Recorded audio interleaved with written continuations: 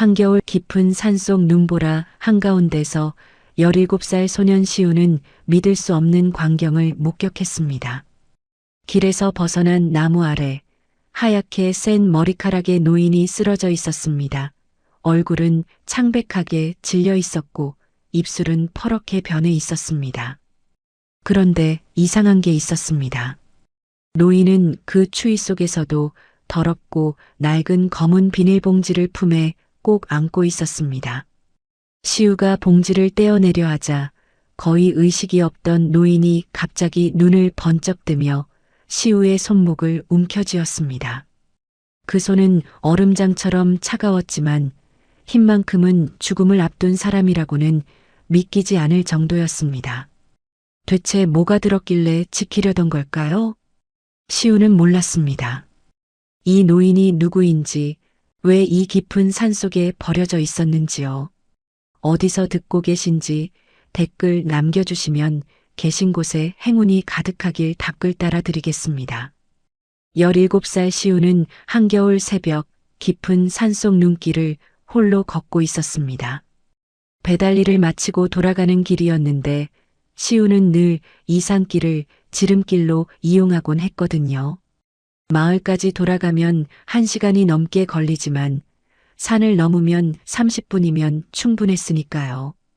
그날따라 눈보라가 유독 심했습니다. 바람이 얼굴을 핥히듯 몰아치고 눈발이 시야를 가려서 앞이 거의 보이지 않았죠. 시우는 얼어붙은 손을 호주머니에 찔러 넣은 채 발걸음을 재촉했습니다.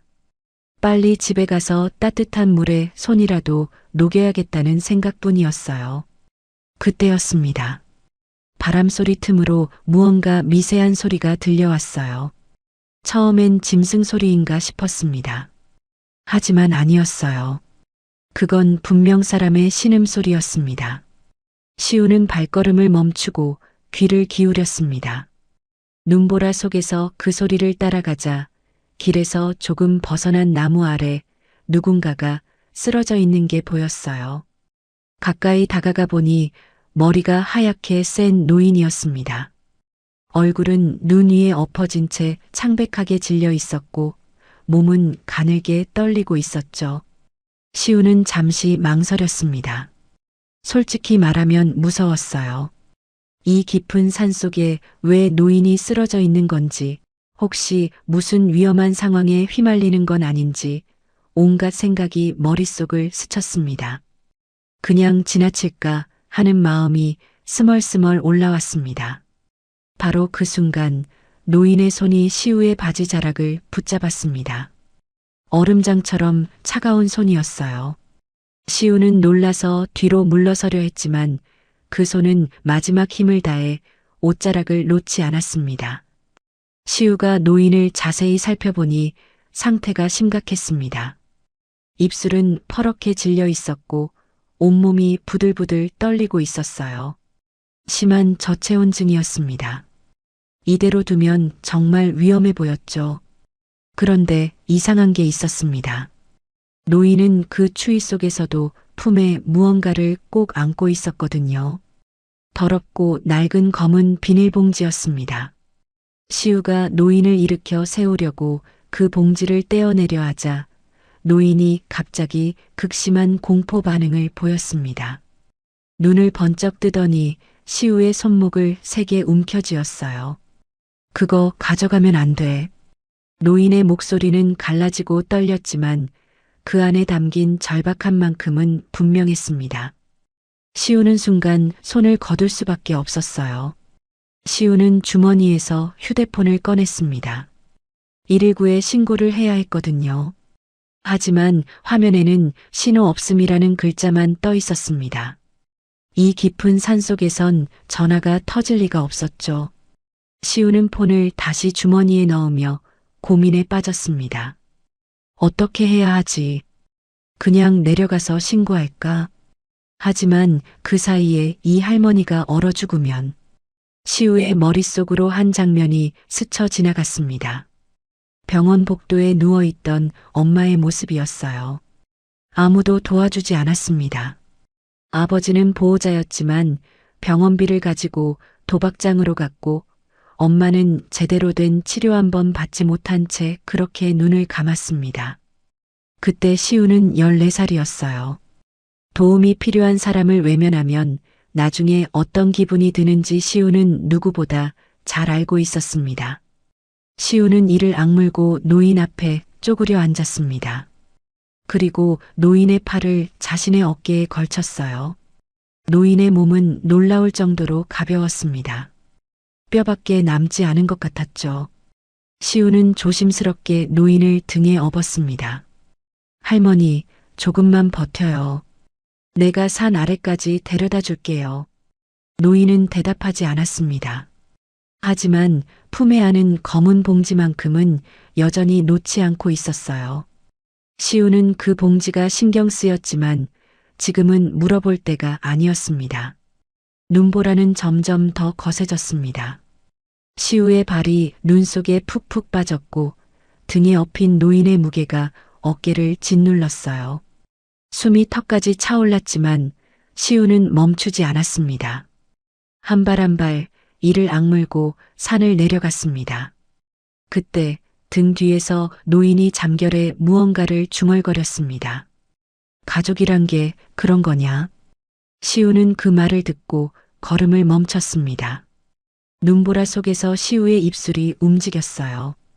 가족이면 끝까지 지켜야 하는 거 아니에요? 노인은 대답하지 않았습니다. 어쩌면 이미 의식을 잃었는지도 몰랐어요. 시우는 노인의 등에서 전해지는 희미한 온기를 느끼며 다시 발을 뗐습니다. 피가 섞이지 않아도 라는 말이 시우의 머릿속에서 맴돌았습니다. 눈보라 속에서 두 사람의 작은 실루엣이 천천히 산을 내려가고 있었습니다.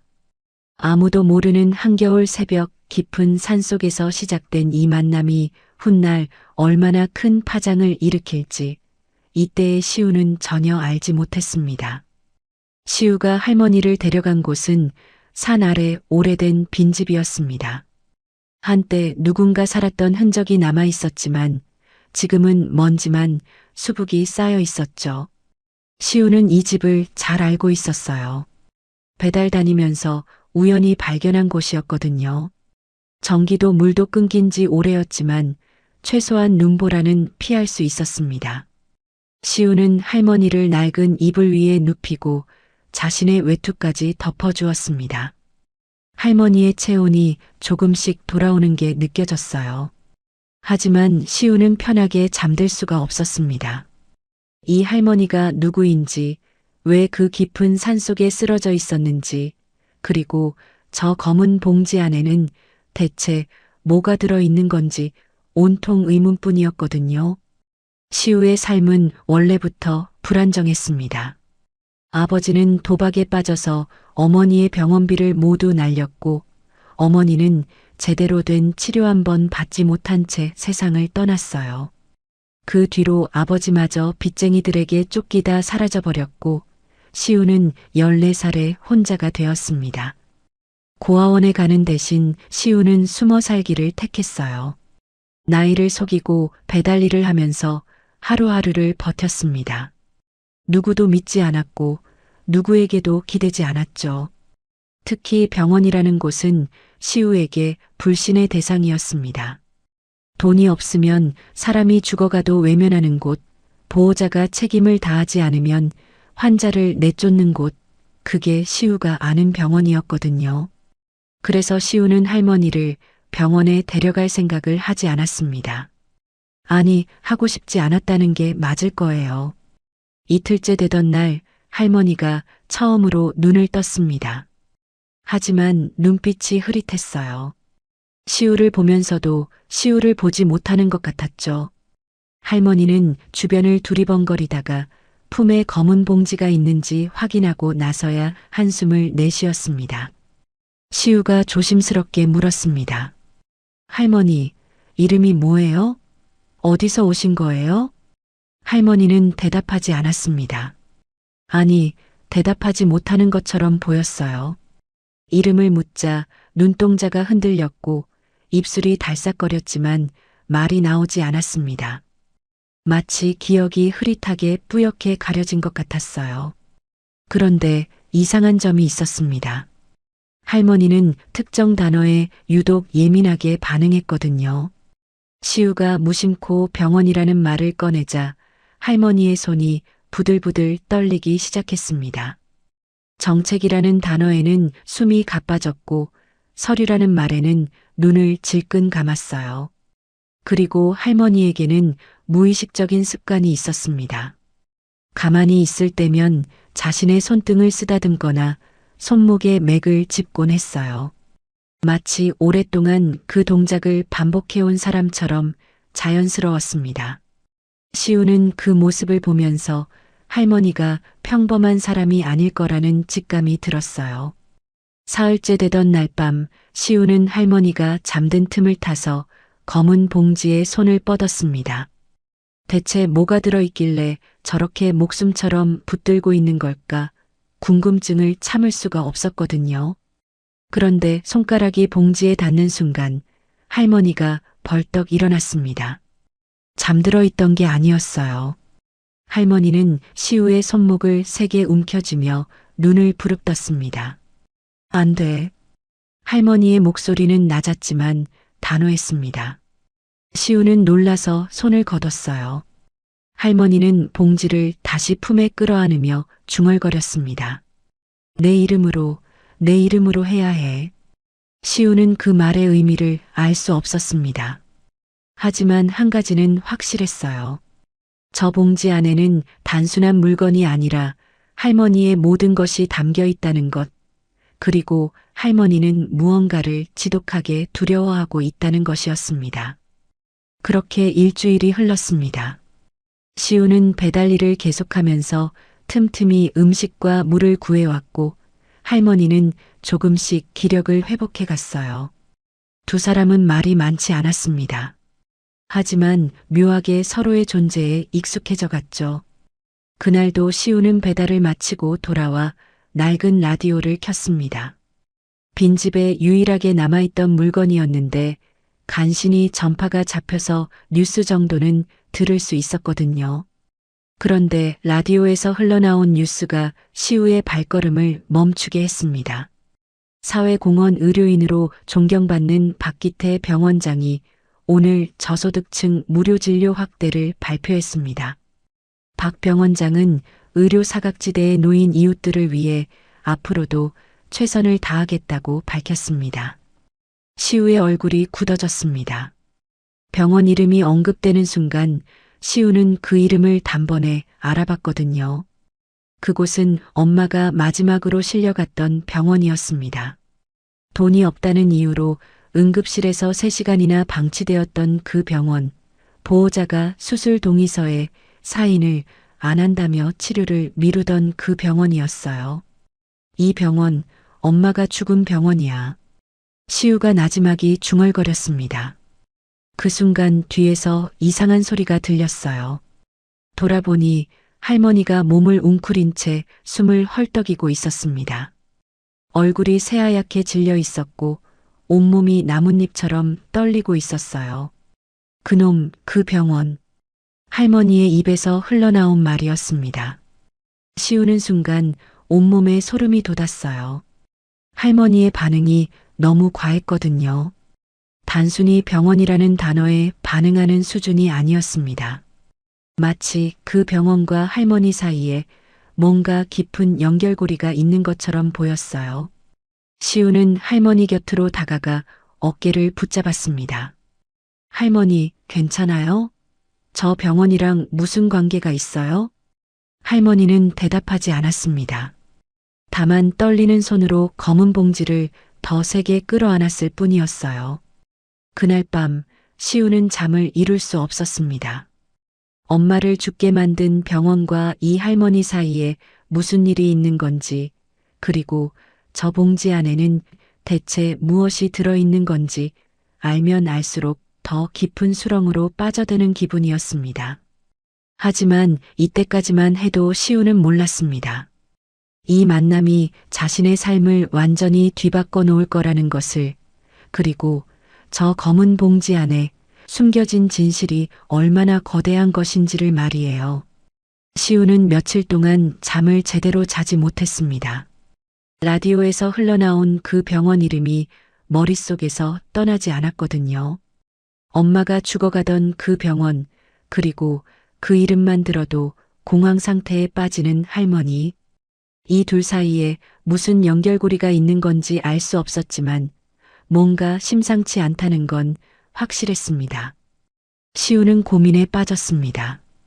이대로 할머니를 숨겨두는 게 맞는 건지 아니면 어디든 신고를 해야 하는 건지 판단이 서지 않았어요. 상식적으로 생각하면 병원이나 경찰에 연락하는 게 맞겠죠.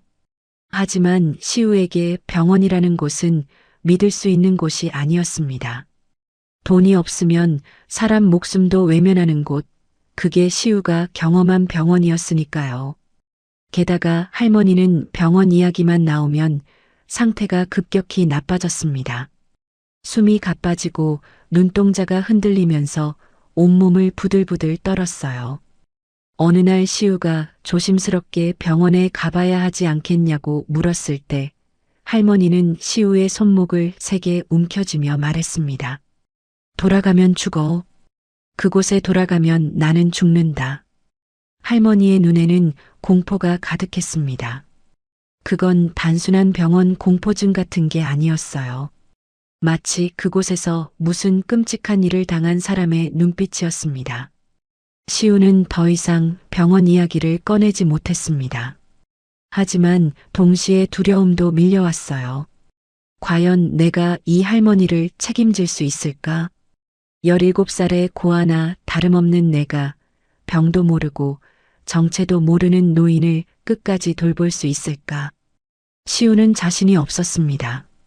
그런 시우의 마음을 알았는지 할머니가 먼저 입을 열었습니다. 얘야, 너는 여기서 빠져라. 너까지 끌려들면 안 돼. 할머니의 목소리는 단호했지만 그 안에는 묘한 슬픔이 담겨 있었어요. 시우를 밀어내려는 게 아니라 지키려는 것처럼 느껴졌습니다. 하지만 시우는 그 말에 오히려 화가 치밀었어요. 가슴 한쪽이 먹먹해지더니 서서히 분노가 차올랐습니다. 그럼 할머니는요? 그럼 할머니는 또 버려지는 거예요? 시우의 목소리가 떨렸습니다. 할머니는 그 말에 눈을 크게 떴어요. 시우는 말을 멈추지 않았습니다. 저도 버려져 봤어요. 엄마가 병원에서 죽어갈 때 아무도 안 도와줬어요. 아버지는 도망갔고 병원은 돈이 없다고 치료를 미뤘고 저는 그냥 복도에 서서 지켜볼 수밖에 없었어요. 그게 얼마나 무서운 건지 알아요? 시우의 눈에 눈물이 고였습니다. 3년 동안 꾹꾹 눌러왔던 감정이 한꺼번에 터져 나오는 것 같았어요. 나는 그때 아무것도 못했어요. 근데 지금은 달라요. 할머니를 도울 수 있어요. 그러니까 제발 밀어내지 마세요. 할머니는 한동안 말이 없었습니다. 주름진 손으로 시우의 손을 천천히 감쌌어요. 그 손은 여전히 차가웠지만 떨림은 멈춰 있었습니다. 검은 봉지는 여전히 두 사람 사이에 놓여 있었습니다. 시우는 그 봉지 안에 뭐가 있는지 궁금했지만 더 이상 열어보려 하지 않았어요. 할머니가 지키려는 것이 무엇이든 그건 할머니가 준비됐을 때 직접 보여줄 거라고 생각했거든요. 그날 이후 시우는 결심을 굳혔습니다. 병원에도 신고하지 않고 누구에게도 알리지 않고 이 빈집에서 할머니를 지키기로요. 그건 병원이라는 시스템을 거부하는 선택이었고 동시에 세상으로부터 완전히 벗어나는 선택이었습니다. 시우는 배달 일을 계속하면서 음식과 생필품을 구해왔고 할머니는 조금씩 기력을 회복해 갔어요. 두 사람은 여전히 말이 많지 않았지만 서로의 존재에 점점 익숙해졌습니다. 시우가 돌아오면 할머니는 창가에 앉아 기다리고 있었고 시우는 할머니가 잠들 때까지 곁에 있어 주었어요. 할머니는 시우를 시험하듯 지켜보았습니다. 시우가 화를 내지는 않는지, 뭔가를 요구하지는 않는지, 자신을 이용하려 하지는 않는지, 하지만 시우는 단 한 번도 보상을 바라지 않았어요. 그저 매일 밥을 챙겨주고 이불을 덮어주고 할머니가 악몽을 꿀 때면 옆에서 손을 잡아주었습니다.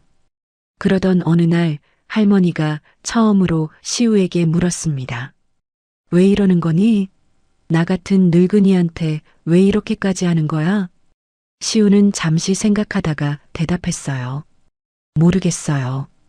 그냥 그날 밤 할머니 손이 제 옷자락을 잡았을 때 놓으면 안 될 것 같았어요. 그게 다예요. 할머니의 눈가가 붉어졌습니다. 입술이 떨리더니 고개를 돌려 창밖을 바라보았어요.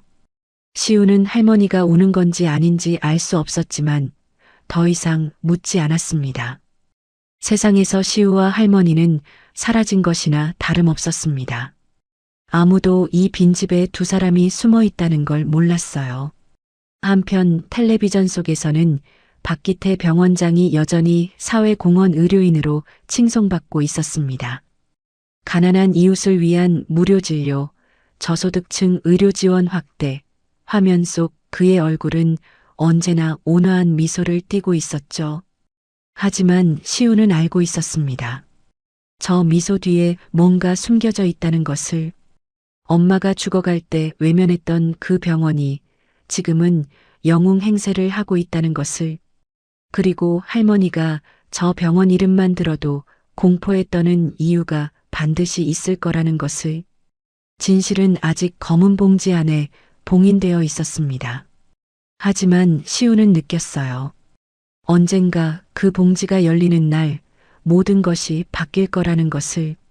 그리고 그날이 생각보다 빨리 올 거라는 것도요. 이때까지만 해도 시우는 몰랐습니다.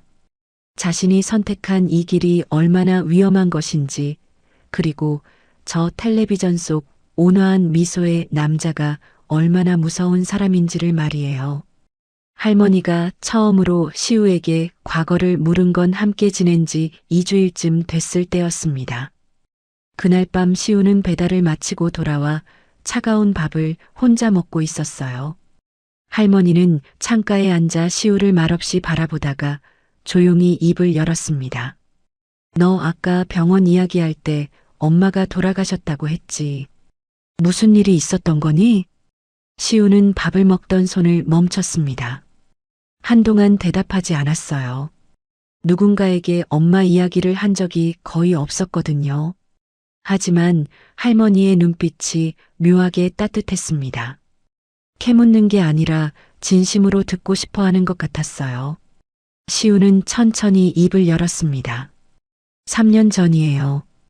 엄마가 갑자기 쓰러졌는데 아버지가 병원비를 다 날려버린 뒤라 돈이 없었어요.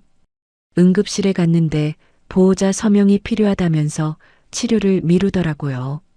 아버지한테 연락했는데 안 받았어요. 3시간을 그렇게 복도에서 기다렸어요.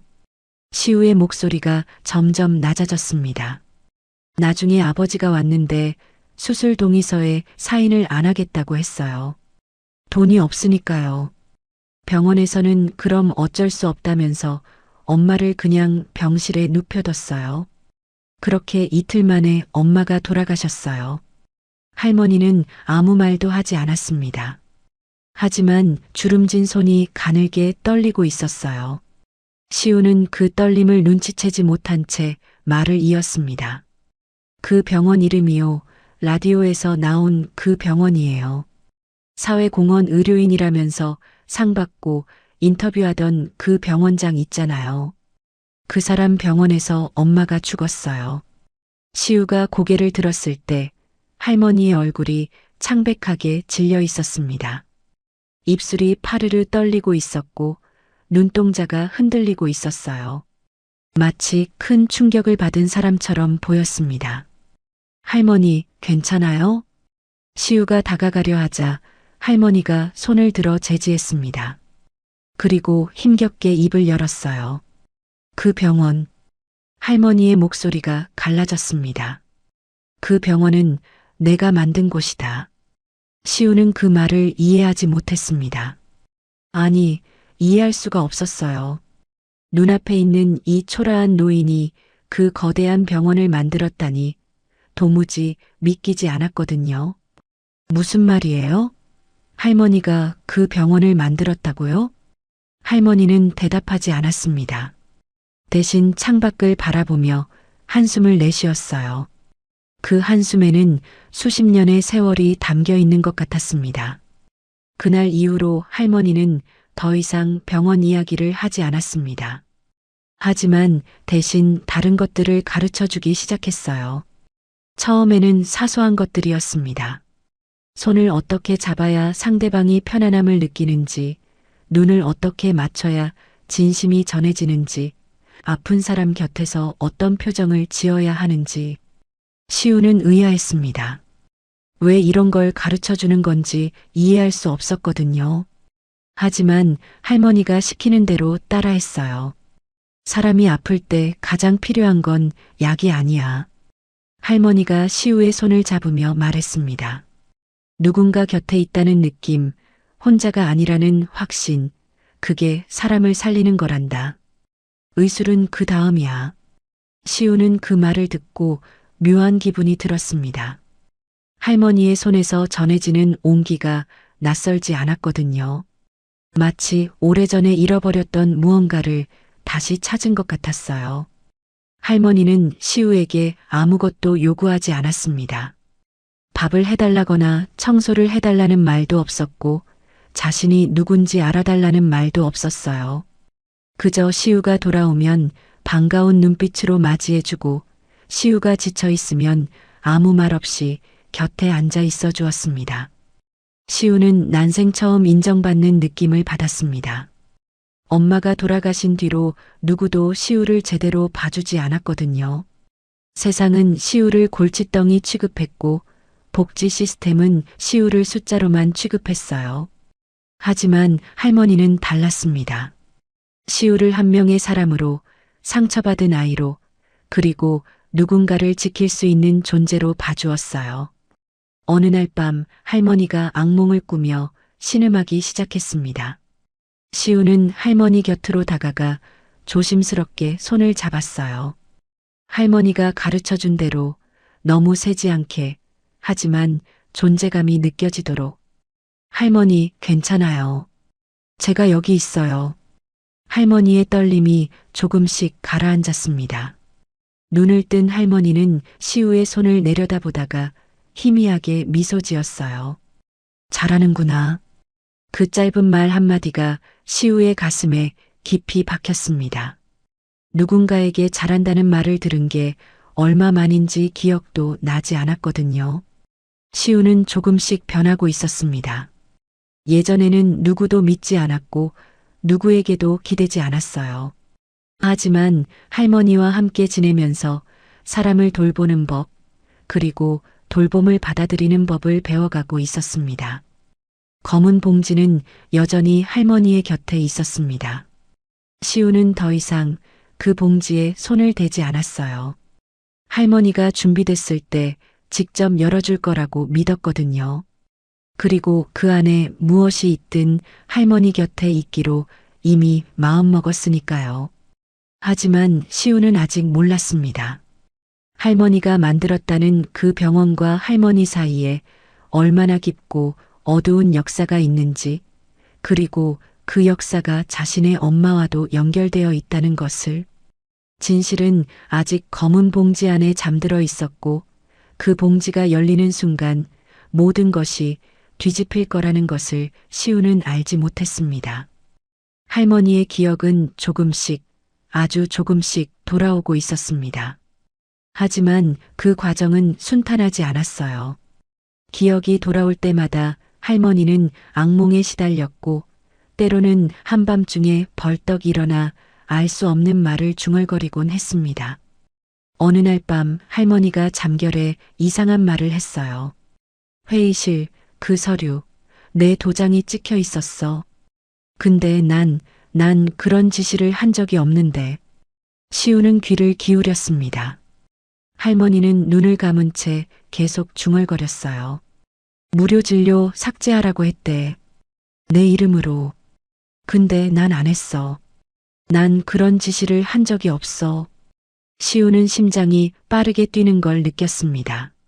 무료 진료 삭제라니 그게 무슨 말일까요? 할머니가 만들었다는 그 병원에서 무슨 일이 있었던 걸까요? 다음 날 아침 시우는 조심스럽게 물었습니다. 할머니, 어젯밤에 서류 이야기를 하셨어요. 무슨 서류예요? 할머니는 한동안 말이 없었습니다. 창밖을 바라보며 깊은 한숨을 내쉬었어요. 그리고 천천히 검은 봉지 쪽으로 손을 뻗었습니다. 시우는 숨을 죽였어요. 그동안 절대 열지 못하게 했던 그 봉지를 할머니가 직접 여는 것 같았거든요. 할머니는 떨리는 손으로 봉지를 열었습니다. 안에는 누렇게 바랜 서류 뭉치가 들어 있었어요. 할머니는 그중 몇 장을 꺼내 시우에게 내밀었습니다. 이게 뭔지 봐라. 시우는 서류를 받아들었습니다. 한눈에 봐도 중요한 문서 같았어요. 병원 로고가 찍혀 있었고 정책 변경이라는 제목이 붙어 있었습니다. 시우는 글자를 하나하나 읽어 내려갔어요. 첫 번째 서류에는 저소득층 무료 진료 프로그램 유지라고 적혀 있었습니다. 날짜는 15년 전이었어요. 그리고 아래쪽에 이름과 도장이 찍혀 있었는데 이름은 김순덕이었습니다. 두 번째 서류는 같은 제목이었지만 내용이 달랐어요. 저소득층 무료 진료 프로그램 단계적 축소라고 수정되어 있었습니다. 날짜는 같았고 도장도 같은 김순덕이라는 이름으로 찍혀 있었어요. 시우는 고개를 들어 할머니를 바라보았습니다. 할머니 이름이 김순덕이에요? 할머니는 천천히 고개를 끄덕였습니다. 내가 무료 진료를 없애라고 지시한 적이 없어. 첫 번째 서류가 내가 만든 거야. 두 번째 서류는 시우야. 누군가 조작한 거야. 시우의 머릿속이 복잡해졌습니다. 누군가 할머니의 이름을 도용해서 병원 정책을 바꿨다는 말이었어요. 그리고 그 때문에 무료 진료가 사라졌다는 것이었죠. 시우는 봉지 안에 있는 다른 서류들도 꺼내보았습니다. 기금 흐름을 정리한 메모가 있었어요. 의료기금 전용이라는 제목 아래로 숫자들이 빼곡하게 적혀 있었는데 어느 시점부터 돈의 흐름이 이상해지고 있었습니다. 기금이 줄어드는 대신 다른 곳으로 빠져나가는 것처럼 보였어요. 시우는 가슴이 답답해지는 걸 느꼈습니다. 이게 사실이라면 그 병원에서 누군가 돈을 빼돌리고 있었다는 뜻이었거든요. 그리고 그 과정에서 무료 진료가 사라지고 돈 없는 환자들이 치료를 받지 못하게 됐다는 뜻이었습니다. 시우의 엄마처럼요. 시우의 손이 떨리기 시작했습니다. 가슴 깊은 곳에서 분노가 치밀어 올랐어요. 3년 전 병원 복도에서 느꼈던 그 무력감, 엄마가 죽어가는 걸 지켜볼 수밖에 없었던 그 절망이 다시 밀려왔습니다. 이게 진짜라면 엄마가 죽은 게... 시우는 말을 잇지 못했습니다. 할머니가 시우의 손을 잡았어요. 미안하다 얘야. 내가 만든 병원에서 내 어머니가 그렇게 됐다니. 할머니의 목소리가 떨렸습니다. 눈가에 눈물이 맺혀 있었어요. 나는 가난한 사람들을 위해 그 병원을 만들었어. 돈이 없어도 치료받을 수 있는 곳을 만들고 싶었어. 근데 내가 모르는 사이에 모든 게 바뀌어 버렸더구나. 시우는 할머니의 손을 꽉 쥐었습니다. 분노와 슬픔이 뒤섞여서 뭐라고 말해야 할지 몰랐어요. 하지만 한 가지는 분명했습니다. 할머니가 나쁜 사람이 아니라는 것, 그리고 진짜 나쁜 사람은 따로 있다는 것이었죠. 누가 이런 짓을 한 거예요? 시우가 물었습니다. 할머니는 잠시 침묵하다가 입을 열었어요. 내 아들이야. 시우는 귀를 의심했습니다. 아들이요? 할머니 아들이 이런 짓을 했다고요? 할머니는 고개를 끄덕였습니다. 눈빛에 깊은 상처가 서려 있었어요. 내가 입양한 아이야. 어릴 때 버려진 걸 내가 데려다 키웠어. 내 모든 걸 물려주려고 했지. 근데 그 애가 할머니는 말을 멈추고 눈을 감았습니다. 너무 아픈 기억인 것 같았어요. 시우는 라디오에서 들었던 이름이 떠올랐습니다. 박기태 병원장, 사회공헌 의료인으로 칭송받는 그 사람. 그가 할머니의 아들이었던 겁니다. 세상에서 영웅으로 불리는 그 사람이 실은 자신의 어머니를 속이고 병원을 빼앗은 사람이었던 거예요. 시우는 알 수 없는 감정에 휩싸였습니다. 분노, 슬픔, 그리고 이상하게도 할머니에 대한 연민이 뒤섞여 있었어요. 피를 나눈 가족에게 배신당한 할머니의 마음이 어땠을지 상상조차 되지 않았습니다. 이때부터 시우는 확신했습니다. 저 서류들이 진실을 담고 있다면 언젠가는 세상에 알려야 한다는 것을요. 하지만 이때까지만 해도 시우는 몰랐습니다. 그 진실을 세상에 알리는 것이 얼마나 위험한 일인지, 그리고 박기태라는 사람이 진실을 숨기기 위해 어디까지 할 수 있는 사람인지를요. 할머니의 기억이 완전히 돌아온 건 함께 지낸 지 한 달쯤 됐을 때였습니다. 그날 아침 할머니는 평소와 다르게 눈빛이 맑았어요. 안개가 걷힌 것처럼 또렷한 눈으로 시우를 바라보았습니다. 시우야, 이제 다 말해줄게. 할머니는 천천히 자신의 이야기를 시작했습니다. 그리고 시우는 그 이야기를 들으며 온몸에 전율이 흐르는 걸 느꼈어요.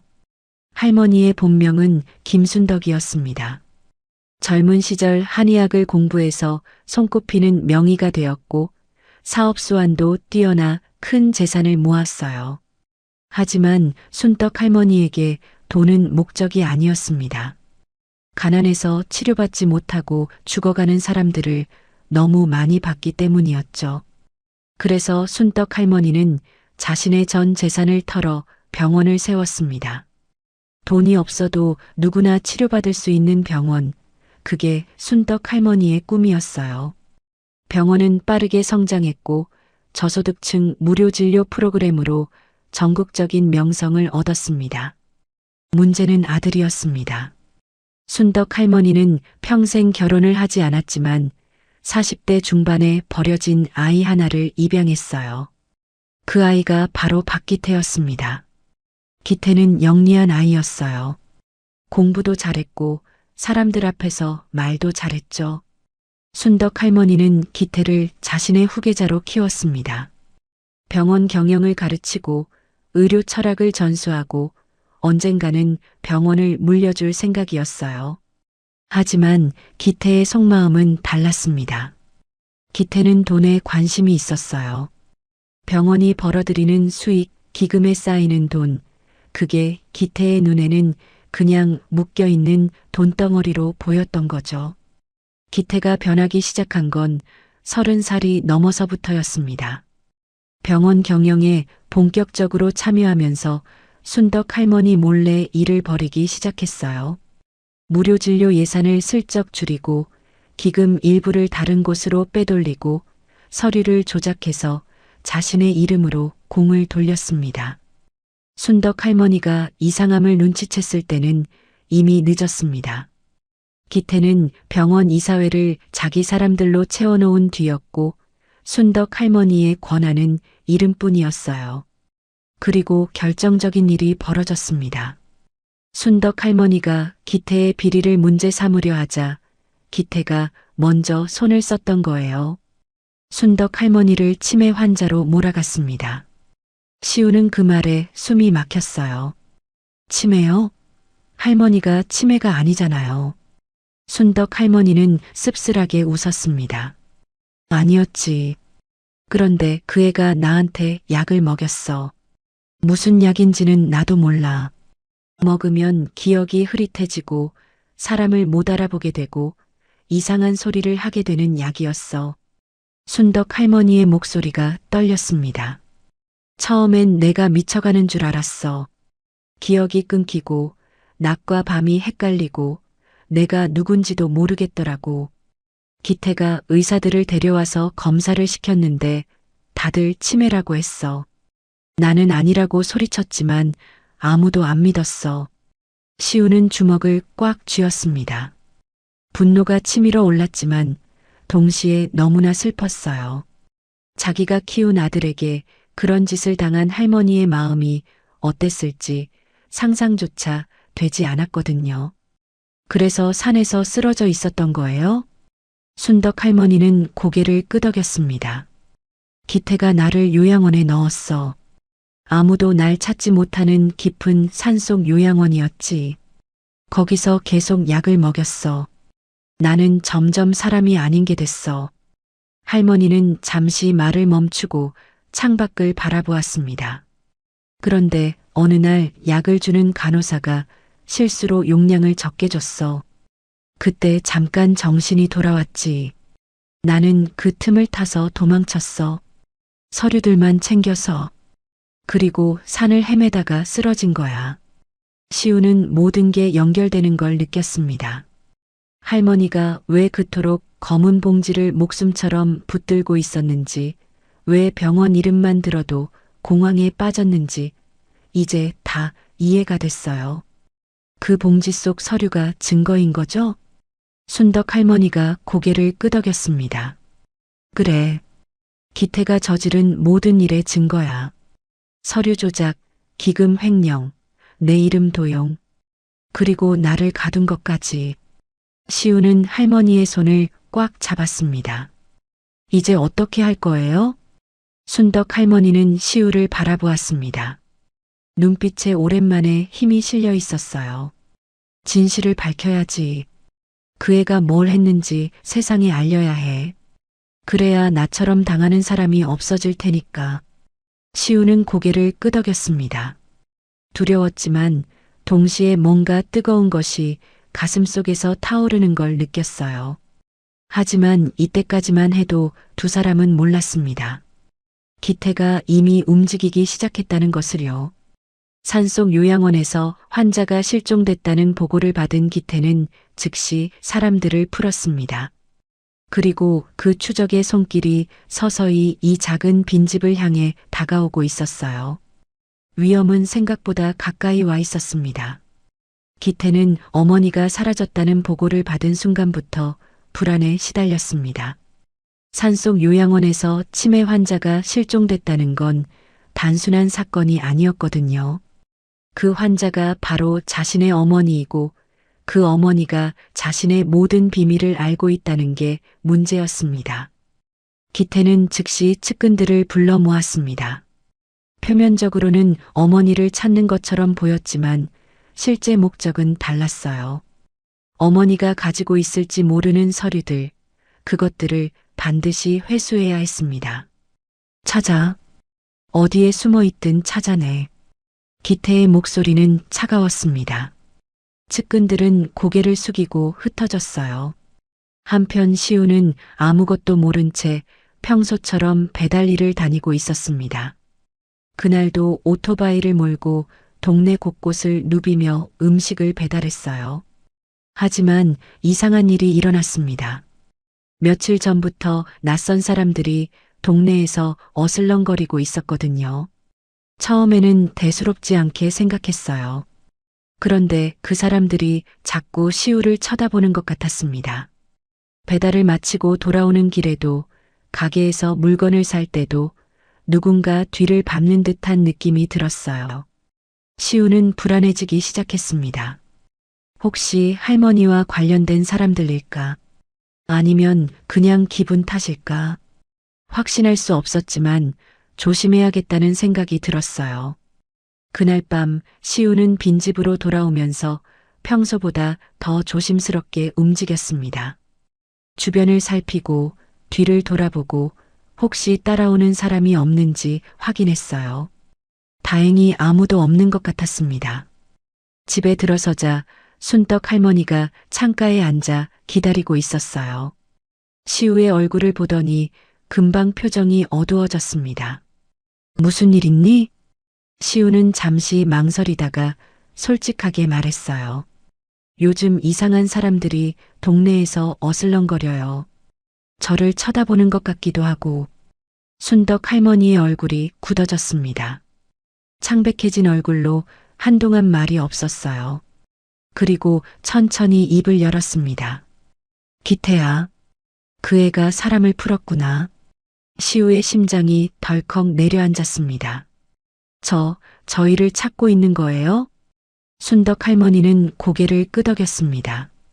눈빛에 걱정이 가득했어요. 그 애는 포기할 아이가 아니야. 나를 찾을 때까지 멈추지 않을 거야. 그리고 이 서류들도 반드시 빼앗으려 할 거야. 시우는 검은 봉지를 바라보았습니다. 저 안에 든 서류들이 기태에게는 얼마나 위험한 물건인지 이제 알 수 있었어요. 저걸 빼앗기면 모든 게 끝이었습니다. 어떻게 해야 해요? 시우의 목소리가 떨렸습니다. 순덕 할머니는 시우의 손을 잡았어요. 일단 더 조심해야 해. 당분간 배달 일도 줄이고 밖에 나가는 것도 최소한으로 해야 해. 시우는 고개를 끄덕였습니다.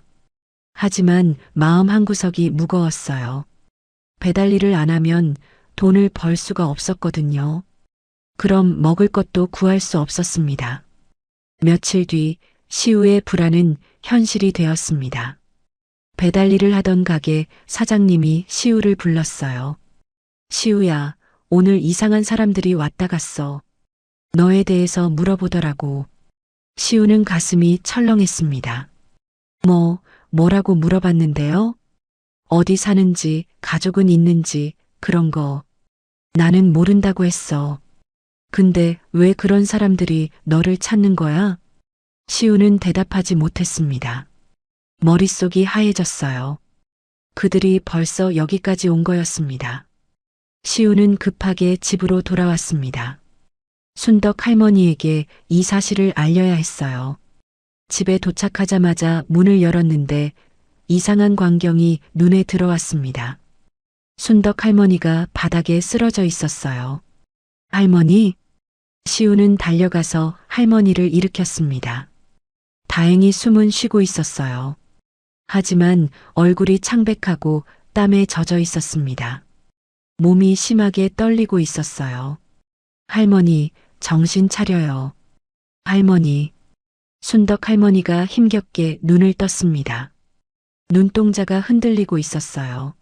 무언가를 보고 놀란 것 같았습니다. 창문에 누가? 시우는 재빨리 창문을 바라보았습니다. 아무도 없었어요. 하지만 창문 아래 눈 위에 발자국이 찍혀 있었습니다. 누군가 이 집 주변을 돌아다닌 거였어요. 시우의 온몸에 소름이 돋았습니다. 그들이 벌써 이 집을 찾아낸 걸까요? 아니면 아직 확신하지 못하고 주변을 탐색하는 걸까요? 어느 쪽이든 상황은 심각했습니다. 순덕 할머니는 시우의 손을 꽉 잡았습니다. 떨리는 목소리로 말했어요. 시우야, 너는 도망쳐. 나 때문에 내까지 위험해지면 안 돼. 시우는 고개를 저었습니다. 싫어요. 안 갈 거예요. 얘야, 제발. 나는 이미 늙었어. 근데 너는 아직 어려. 내 인생이 있잖아. 순덕 할머니의 눈에 눈물이 고였습니다. 시우를 걱정하는 마음이 가득 담긴 눈이었어요. 하지만 시우는 물러서지 않았습니다. 할머니가 저한테 뭐라고 했는지 기억나요? 사람이 아플 때 가장 필요한 건 누군가 곁에 있다는 느낌이라고 했잖아요. 저도 그래요. 할머니 곁에 있을 거예요. 순덕 할머니는 시우를 바라보며 눈물을 흘렸습니다. 아무 말도 하지 못하고 그저 시우의 손을 꽉 잡았어요. 창밖에서 바람이 불었습니다. 곧 눈이 내릴 것 같았어요. 위험은 점점 가까이 다가오고 있었지만 두 사람은 서로의 손을 놓지 않았습니다. 기태의 사람들은 이미 시우의 정체를 파악하고 있었습니다. 17살 부모 없이 혼자 사는 배달부, 최근 행적이 수상하다는 정보가 기태의 책상 위에 올라왔어요. 기태는 그 보고서를 읽으며 입꼬리를 올렸습니다. 고작 애송이 하나가 어머니를 숨기고 있다고? 우습군. 기태는 즉시 다음 단계를 지시했습니다. 시우를 직접 압박하라는 명령이었어요. 돈으로 회유하든 협박을 하든 어떤 방법이든 상관없었습니다. 중요한 건 어머니와 그 서류들을 되찾는 것이었거든요. 며칠 뒤 시우가 배달을 마치고 돌아오는 길에 낯선 남자 둘이 길을 막았습니다. 정장을 입은 깔끔한 차림이었지만 눈빛은 차가웠어요. 시우는 본능적으로 위험을 느꼈습니다. 너 이시우 맞지? 시우는 대답하지 않았습니다. 뒤로 물러서려 했지만 또 다른 남자가 뒤를 막았어요. 우리 사장님이 할 말이 있으시대. 잠깐 같이 가자. 싫으면요? 시우가 되물었습니다. 남자들은 서로 눈빛을 교환하더니 비웃듯이 웃었어요. 싫으면 안 되는데. 착하게 따라와. 안 그러면 내가 숨기고 있는 그 할머니한테 안 좋은 일이 생길 수도 있어. 시우의 심장이 얼어붙었습니다. 이미 알고 있었어요. 할머니를 숨기고 있다는 것까지 알고 있었던 겁니다. 시우는 도망칠 수 없다는 걸 깨달았습니다. 여기서 도망치면 할머니가 위험해질 테니까요. 시우는 이를 악물고 남자들을 따라갔습니다. 남자들이 시우를 데려간 곳은 시내의 고급 호텔이었어요. 최상층 스위트룸 앞에서 문이 열리자 한 남자가 소파에 앉아 기다리고 있었습니다. 박기태였습니다. 텔레비전에서 보던 것처럼 온화한 미소를 짓고 있었어요. 하지만 시우는 그 미소가 얼마나 가짜인지 알고 있었습니다. 저 미소 뒤에 할머니를 가두고 약을 먹인 괴물이 숨어 있다는 걸 알고 있었거든요. 앉아. 기태가 손으로 맞은편 소파를 가리켰습니다. 시우는 움직이지 않았어요. 됐어요. 할 말만 하세요. 기태의 눈썹이 살짝 올라갔습니다. 예상과 다른 반응에 흥미를 느낀 것 같았어요. 대단하네. 겁이 없어. 아니면 멍청한 건가? 기태가 천천히 일어났습니다. 시우에게 다가오더니 얼굴을 가까이 들이밀었어요. 내 어머니 어디 있어? 모르는데요. 거짓말하지 마. 내가 숨기고 있는 거 다 알아. 솔직하게 말하면 좋게 해줄게. 돈 필요하지? 5천만 원 줄게. 어머니 계신 곳만 말해. 시우는 코웃음을 쳤습니다. 기태의 얼굴이 굳어졌어요. 왜 웃어? 돈으로 사람을 사려고요? 그렇게 해서 지금까지 살아왔어요? 시우의 목소리는 차가웠습니다. 가슴속에서 분노가 끓어오르고 있었지만 애써 눌렀어요. 할머니가 다 말해줬어요. 당신이 뭘 했는지, 할머니한테 무슨 짓을 했는지, 약을 먹여서 치매 환자로 만들고 산속 요양원에 가뒀다면서요? 기태의 표정이 변했습니다. 온화한 미소가 사라지고 차가운 눈빛만 남았어요. 그 미친 노인네가 무슨 헛소리를 한 거야. 어머니는 치매 환자야. 자기가 뭘 말하는지도 모르는 사람이라고. 거짓말. 시우가 말을 끊었습니다. 할머니는 치매가 아니에요. 당신이 약을 먹여서 그렇게 만든 거잖아요. 증거도 있어요. 기태의 눈이 번뜩였습니다. 증거라는 말에 반응한 거였어요. 증거? 무슨 증거? 시우는 입을 다물었습니다.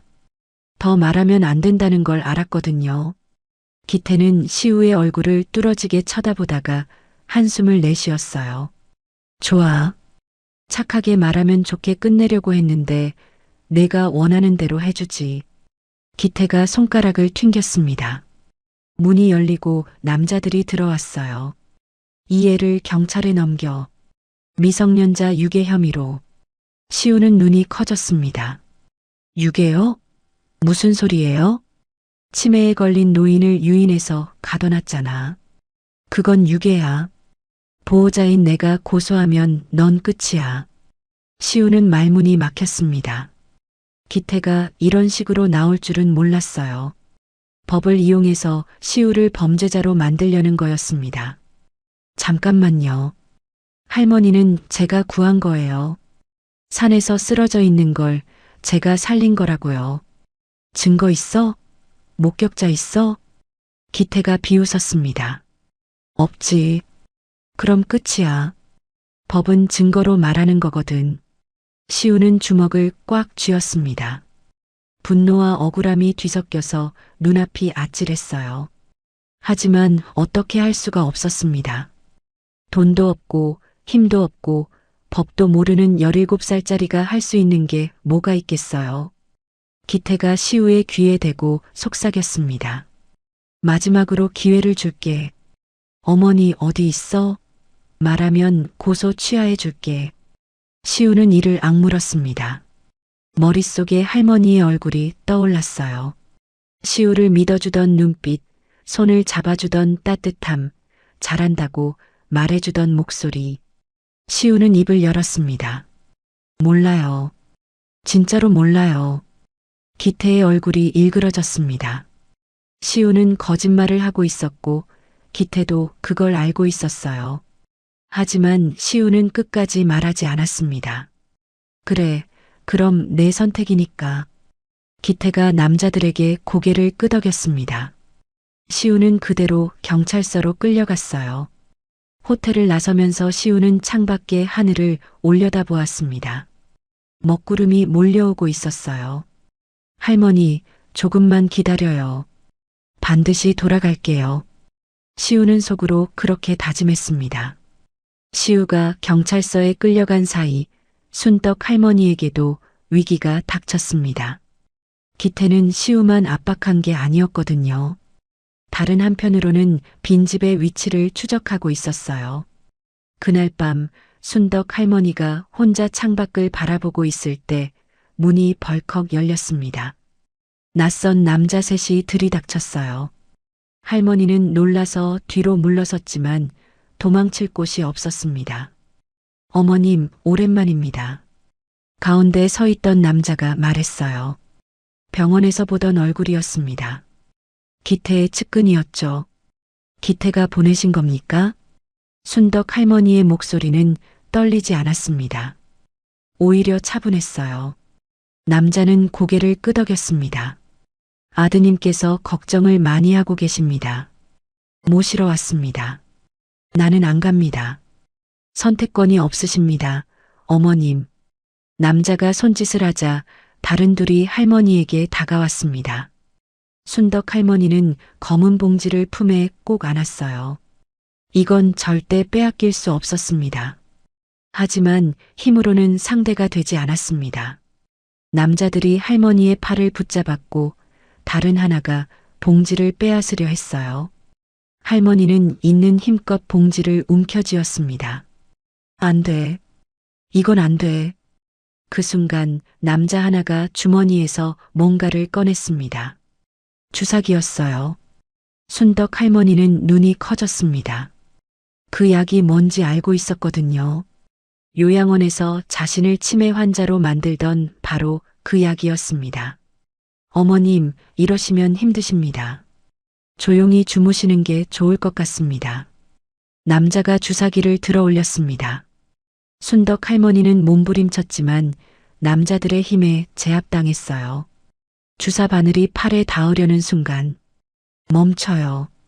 문 쪽에서 목소리가 들렸습니다. 모두가 고개를 돌렸어요. 시우였습니다. 경찰서에서 어떻게 나왔는지 모르겠지만 시우가 문 앞에 서 있었어요. 숨을 헐떡이고 있었고 온몸이 땀에 젖어 있었습니다. 달려온 게 분명했어요. 뭐야, 이 녀석은? 남자들이 당황했습니다. 시우가 잡혀 있어야 할 시간이었거든요. 시우는 주머니에서 뭔가를 꺼내 들었습니다. 휴대폰이었어요. 손 안 치우면 방금 녹화한 영상 인터넷에 올린다. 불법 침입의 강제 투약 시도, 뉴스 나오면 재밌겠다. 시우의 목소리는 떨렸지만 단호했습니다. 남자들은 서로 눈치를 보았어요. 상황이 예상과 달랐거든요. 잠시 망설이던 남자들이 결국 물러섰습니다. 가자. 나중에 다시 온다. 남자들이 문을 나서며 시우를 노려보았습니다. 시우는 그들이 완전히 사라질 때까지 자리를 지켰어요. 발소리가 멀어지자 시우는 그제야 무릎이 풀리며 주저앉았습니다. 시우야. 순덕 할머니가 시우에게 다가왔습니다. 시우는 고개를 들어 할머니를 바라보았어요. 눈가가 붉어져 있었습니다. 죄송해요. 늦어서 죄송해요. 아니야, 얘야. 내가 왔잖아. 순덕 할머니가 시우를 안아주었습니다. 시우는 할머니의 품에서 참았던 눈물을 흘렸어요. 경찰서에서 나오기 쉽지 않았습니다. 기태의 고소로 조사를 받아야 했거든요. 하지만 시우는 담당 경찰에게 자초지종을 설명했어요. 산에서 쓰러진 노인을 구했다는 것, 그 노인이 가족에게 학대를 당했다는 것, 증거가 있다는 것. 경찰은 완전히 믿지는 않았지만 일단 조사를 위해 시우를 풀어주었습니다. 시우는 풀려나자마자 빈집으로 달려왔어요. 다행히 제 시간에 도착한 거였습니다. 하지만 상황은 나아진 게 아니었습니다. 기태는 이제 빈집 위치를 알고 있었어요. 언제든 다시 사람을 보낼 수 있었습니다. 게다가 경찰 조사도 끝난 게 아니었어요. 기태가 계속 압박하면 시우가 어떻게 될지 알 수 없었습니다. 순덕 할머니는 시우의 손을 잡았습니다. 떨리는 목소리로 말했어요. 시우야, 이건 내가 널 끌어들인 거야. 내 욕심 때문에 내가 이렇게 됐어. 무슨 말이에요? 처음에 그냥 죽었어야 했어. 산에서 그냥 죽었으면 너한테 이런 일이 안 생겼을 텐데. 할머니의 눈에서 눈물이 흘러내렸습니다. 시우는 가슴이 찢어지는 것 같았어요. 그런 말하지 마세요. 사실이야. 나 때문에 내 인생이 망가지고 있어. 경찰에 끌려가고 협박당하고 이게 다 나 때문이야. 순덕 할머니가 시우의 손을 놓았습니다. 그리고 천천히 일어섰어요. 나 혼자 갈게. 기태한테 돌아가면 너는 풀려날 거야. 할머니, 검은 봉지는 내가 가져. 언젠가 기회가 되면 세상에 알려줘. 나 대신. 순덕 할머니가 문 쪽으로 걸어갔습니다. 시우는 멍하니 그 뒷모습을 바라보았어요. 할머니의 어깨가 축 처져 있었습니다. 포기한 사람의 모습이었어요. 시우는 할머니가 문고리에 손을 대는 순간 벌떡 일어났습니다. 안 돼요. 시우가 할머니의 팔을 붙잡았습니다. 가시면 안 돼요. 저는 할머니 때문에 망한 게 아니에요. 시우의 목소리가 떨렸지만 또렷했습니다. 저는 선택한 거예요. 그날 밤 산에서 할머니를 업은 것도 지금까지 곁에 있는 것도 다 제가 선택한 거라고요. 후회 안 해요. 순덕 할머니가 돌아섰습니다. 눈물로 얼룩진 얼굴로 시우를 바라보았어요. 왜 나한테 이렇게까지 하는 거니? 시우는 잠시 침묵했습니다. 그리고 천천히 입을 열었어요. 가족이니까요. 그 한마디에 순덕 할머니는 무너졌습니다. 시우의 품에 안겨 소리 없이 울었어요. 시우도 함께 울었습니다. 창밖에서 눈이 내리기 시작했습니다. 그 눈이 두 사람의 작은 빈집을 조용히 덮어가고 있었어요. 그날 밤 이후 시우와 순덕 할머니는 빈집을 떠나야 했습니다. 기태의 사람들이 위치를 알아버렸으니 더 이상 그곳에 머물 수 없었거든요. 두 사람은 짐을 챙겨 산 반대편에 있는 작은 창고로 거처를 옮겼어요. 더 춥고 더 불편했지만 당장은 숨는 게 우선이었습니다. 하지만 기태는 멈추지 않았습니다. 오히려 더 거세게 압박해왔어요. 시우가 일하던 가게에 기태의 사람들이 찾아왔습니다. 사장님에게 시우를 고용하지 말라고 협박했어요. 결국 시우는 배달 일자리를 잃었습니다. 돈을 벌 방법이 사라진 거였어요. 그뿐만이 아니었습니다. 경찰에서 다시 연락이 왔어요. 기태가 고소를 취하하지 않고 오히려 더 강하게 밀어붙이고 있다는 거였습니다. 담당 경찰은 시우에게 말했어요. 솔직히 말해서 상대방이 유명한 병원장이야. 증거도 없이 내 말만 믿기 어렵다는 거 알지? 일단 조사에 협조해. 안 그러면 상황이 더 안 좋아질 수 있어. 시우는 아무 말도 할 수 없었습니다. 세상은 기태 편이었어요. 돈과 권력 앞에서 진실은 아무 힘도 없어 보였습니다. 설상가상으로 순떡 할머니의 상태가 다시 나빠지기 시작했습니다.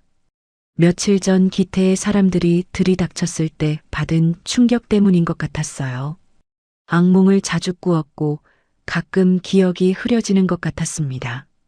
어느 날 밤 순떡 할머니가 갑자기 시우를 알아보지 못했어요. 눈을 크게 뜨고 시우를 바라보며 물었습니다. 누구야? 여긴 어디야? 할머니, 저예요. 시우예요. 시우가 손을 잡으려 하자 할머니가 손을 뿌리쳤습니다. 공포에 질린 눈으로 뒤로 물러섰어요. 가까이 오지 마. 너 누구야?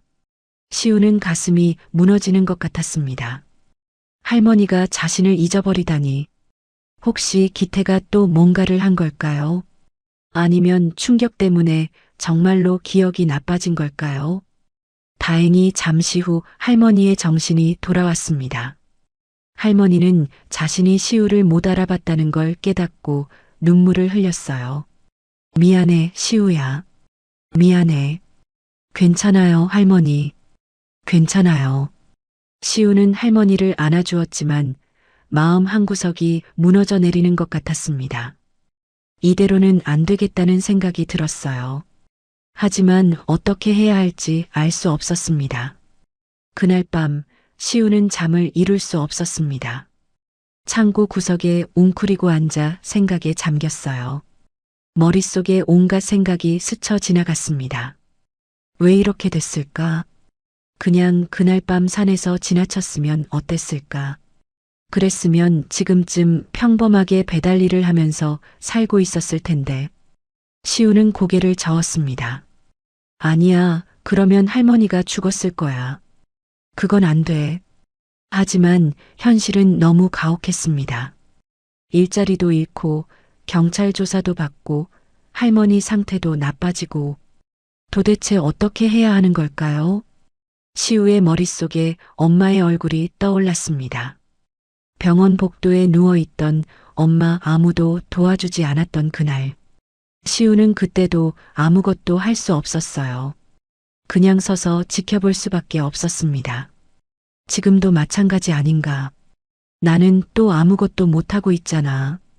시우의 눈에서 눈물이 흘러내렸습니다. 주먹으로 바닥을 쳤어요. 아무 소용없다는 걸 알면서도 그렇게라도 하지 않으면 미칠 것 같았거든요. 그때 등 뒤에서 목소리가 들렸습니다. 시우야. 돌아보니 순떡 할머니가 일어나 앉아 있었어요. 어둠 속에서도 시우를 똑바로 바라보고 있었습니다. 왜 울어? 시우는 얼른 눈물을 닦았습니다. 안 울었어요. 거짓말. 할머니가 천천히 시우에게 다가왔습니다. 그리고 시우의 옆에 앉았어요. 힘들지? 시우는 대답하지 못했습니다. 대답하면 울음이 터질 것 같았거든요. 도망쳐도 돼. 할머니의 목소리는 부드러웠습니다. 너는 아직 어려. 내 인생이 있어. 나 때문에 이렇게 고생할 필요 없어. 시우는 고개를 저었습니다. 안 갈 거예요. 왜 이렇게까지 해? 시우는 잠시 침묵했습니다. 그리고 천천히 입을 열었어요. 엄마가 죽을 때 저는 아무것도 못했어요. 그냥 서서 지켜봤어요. 그게 얼마나 후회되는지 몰라요. 시우의 목소리가 떨렸습니다. 이번엔 안 그럴 거예요. 할머니를 지킬 거예요. 끝까지. 순덕 할머니의 눈에 눈물이 맺혔습니다. 할머니는 아무 말 없이 시우의 손을 잡았어요. 두 손 모두 차가웠지만 서로를 꽉 쥐고 있었습니다. 그 순간 시우는 깨달았습니다. 피가 섞이지 않아도 가족이 될 수 있다는 것을, 가족이란 혈연이 아니라 선택이라는 것을. 그리고 자신은 이미 선택을 했다는 것을요. 창밖에서 새벽빛이 서서히 밝아오고 있었습니다. 가장 어두운 밤이 지나고 있었어요. 시우는 할머니의 손을 잡은 채 창밖을 바라보았습니다. 이제 뭘 해야 할지 알 것 같았습니다. 새벽빛이 창고 안으로 스며들 무렵 시우는 결심을 굳혔습니다. 더 이상 도망만 다닐 수는 없었어요. 기태에게 쫓기면서 숨어 지내는 건 결국 천천히 죽어가는 것과 다름없었거든요. 시우는 순떡 할머니를 바라보았습니다. 할머니는 잠든 듯 눈을 감고 있었지만 숨소리가 고르지 않았어요. 며칠 사이에 눈에 띄게 쇠약해진 것 같았습니다. 할머니, 저 생각이 있어요. 시우의 목소리에 할머니가 눈을 떴습니다. 기태한테 맞서야 해요. 이대로는 안 돼요. 순덕 할머니는 한동안 시우를 바라보았습니다. 그리고 천천히 몸을 일으켰어요. 어떻게 맞서려고? 증거가 있잖아요. 할머니가 가지고 있는 서류들. 그걸 세상에 알리면 돼요. 시우의 눈에는 결의가 담겨 있었습니다. 순덕 할머니는 검은 봉지를 바라보았어요. 지금까지 목숨처럼 지켜왔던 그 봉지. 그래, 방법은 그것뿐이겠지. 할머니가 천천히 봉지를 열었습니다. 그리고 안에 든 서류들을 하나씩 꺼내 바닥에 펼쳤어요. 시우야, 이제 다 보여줄게. 기태가 뭘 했는지. 서류들을 하나하나 정리하면서 순덕 할머니는 모든 것을 설명해 주었습니다. 정책 변경 서류, 기금 흐름 기록, 위조된 도장, 그리고 자신을 치매 환자로 만들기 위해 투여한 약물의 정체까지. 이 약은 기억을 흐리게 만드는 약이야. 장기간 투여하면 진짜 치매처럼 보이게 돼. 기태가 이걸 몇 년 동안 나한테 먹였어.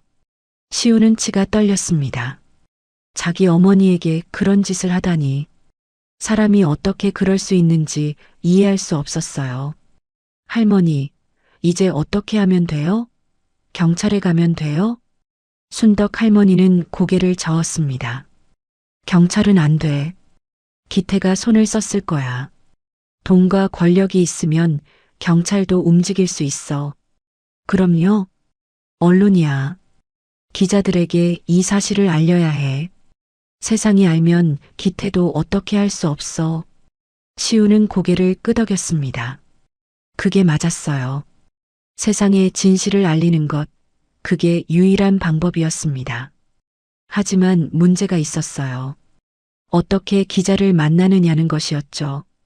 시우는 아는 사람이 없었고 순덕 할머니는 밖으로 나갈 수 없는 상황이었거든요. 그때 시우의 머릿속에 한 사람이 떠올랐습니다. 예전에 배달을 자주 가던 곳 중에 작은 신문사가 있었어요.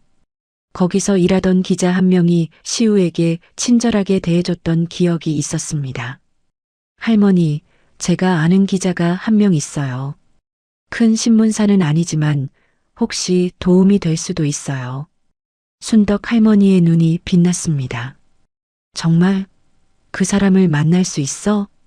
시도해 볼게요. 시우는 곧바로 움직였습니다. 위험했지만 어쩔 수 없었어요.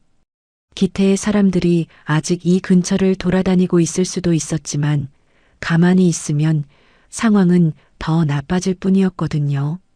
시우는 조심스럽게 창고를 나와 신문사가 있는 곳으로 향했습니다.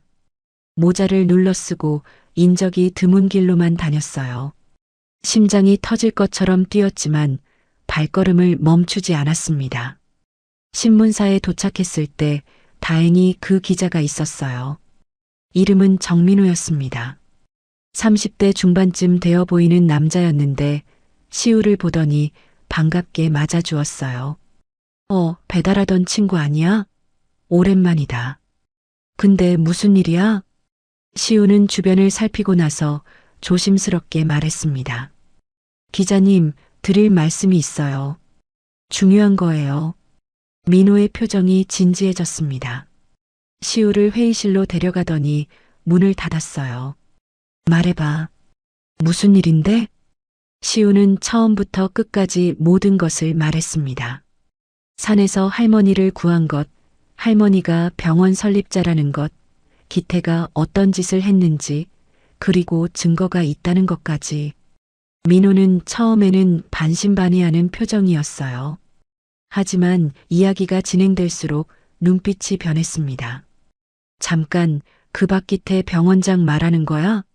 사회공헌 의료인으로 유명한? 네, 그 사람이에요. 민호는 잠시 생각에 잠겼습니다. 그리고 시우를 똑바로 바라보았어요. 증거 진짜 있는 거지? 네. 할머니가 가지고 있어요. 서류랑 약물 정보랑 다 있어요. 민호는 천천히 고개를 끄덕였습니다. 좋아. 내가 확인해 볼게. 근데 이거 위험한 거 알지? 상대가 보통이 아니야. 알아요. 그래도 해야 해요. 시우의 목소리는 단호했습니다. 민호는 시우의 눈을 들여다보다가 결심한 듯 말했어요. 알겠어. 내가 도와줄게. 할머니 만나게 해줄 수 있어? 시우의 얼굴에 희망이 떠올랐습니다. 네, 가능해요. 시우는 민호와 함께 창고로 돌아왔습니다. 순덕 할머니는 긴장한 표정으로 기자를 맞이했어요. 민호는 서류들을 하나하나 확인했습니다. 표정이 점점 굳어졌어요. 이거 진짜네요. 이게 사실이라면 엄청난 특종이에요. 민호가 고개를 들어 순덕 할머니를 바라보았습니다. 할머니, 기자회견 하실 수 있으세요? 직접 증언하셔야 해요. 순덕 할머니는 잠시 망설였습니다. 그리고 시우를 바라보았어요. 시우가 고개를 끄덕였습니다. 할 수 있어요. 순덕 할머니가 단호하게 대답했습니다. 내 아들이 한 짓을 세상에 알릴게요. 더 이상 숨지 않을 거예요. 민호는 고개를 끄덕이며 일어섰습니다. 좋습니다. 내일 오후에 기자회견을 잡을게요. 준비하세요. 민호가 떠난 뒤 시우와 순덕 할머니는 서로를 바라보았습니다. 드디어 반격이 시작되는 거였어요. 내일이면 모든 게 바뀔 거예요, 할머니. 시우가 할머니의 손을 잡았습니다. 할머니도 시우의 손을 꽉 쥐었어요. 고맙다, 시우야. 내가 없었으면 여기까지 못 왔을 거야. 두 사람의 눈에는 두려움과 희망이 함께 담겨 있었습니다. 싸움은 이제부터였어요. 기자회견을 하루 앞둔 밤이었습니다. 시우는 창고 구석에 앉아 창밖을 바라보고 있었어요.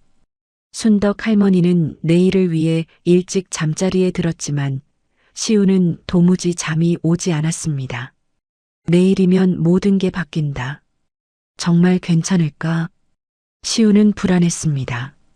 기태는 거대한 권력과 돈을 가진 사람이었어요. 반면 자신은 아무것도 없는 17살 배달부에 불과했죠. 정말 이길 수 있을까 하는 생각이 머릿속을 떠나지 않았습니다.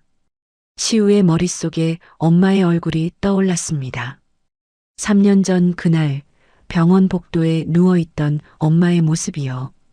창백한 얼굴, 가쁜 숨소리, 그리고 시우의 손을 잡던 차가운 손. 시우야, 괜찮아. 엄마 괜찮아. 엄마는 그렇게 말했지만 괜찮지 않았습니다. 전혀 괜찮지 않았어요. 시우는 간호사에게 달려갔습니다.